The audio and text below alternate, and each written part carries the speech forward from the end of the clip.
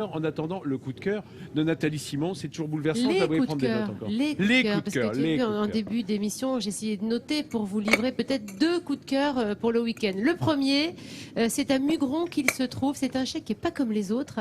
Un chai dont René et son épouse sont tombés amoureux il y a près de 10 ans. Ils en ont restauré la charpente qui est monumentale, mais c'est aussi un chai qu'on peut visiter car René y organise des expositions. Bref, c'est un lieu magique dont moi aussi je suis tombée amoureuse.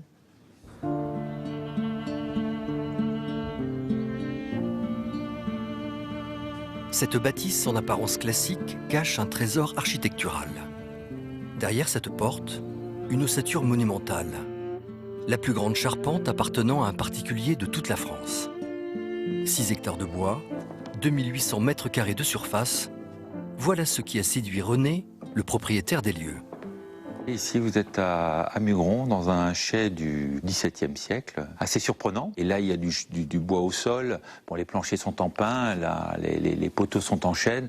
Il y a une couleur, c'est très chaud, c'est très agréable. Tout participe un peu à ce lieu qui est exceptionnel, quoi. Aujourd'hui, 1000 mètres carrés sont dédiés à l'art. Une galerie unique en France. René a eu du flair. En 2004, son œil avisé d'architecte d'intérieur décèle immédiatement le potentiel de cette bâtisse à l'abandon depuis 25 ans. L'ancien chai est alors en piteux état.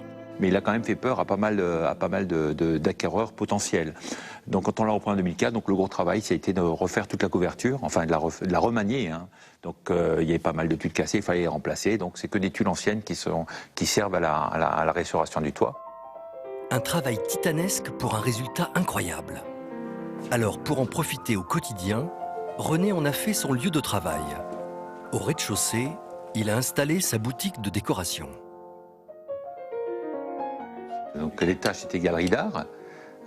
Ici, c'est la boutique de décoration, puisqu'on fait également de l'architecture intérieure. Il propose de la vaisselle, des tapis, des textiles, avec toujours le même mot d'ordre. En fait, la ligne directrice a toujours été, depuis qu'on est ici, c'est le bâtiment. Le bâtiment, il a une structure, on n'y touche pas. Bon, là, on a fait un minimum parce qu'il fallait quand même isoler. Mais après, tous les produits, il faut qu'ils puissent aller avec le bâtiment parce que tout ne va pas avec. Grâce à René, voilà déjà 10 ans que les visiteurs peuvent admirer cette charpente vraiment pas comme les autres. Ça, c'est mon premier coup de cœur pour le week-end. Pas mal. Et vaut mieux un petit chai soi qu'un grand chai les autres. Bon, Est-ce que tu veux que je te parle du deuxième?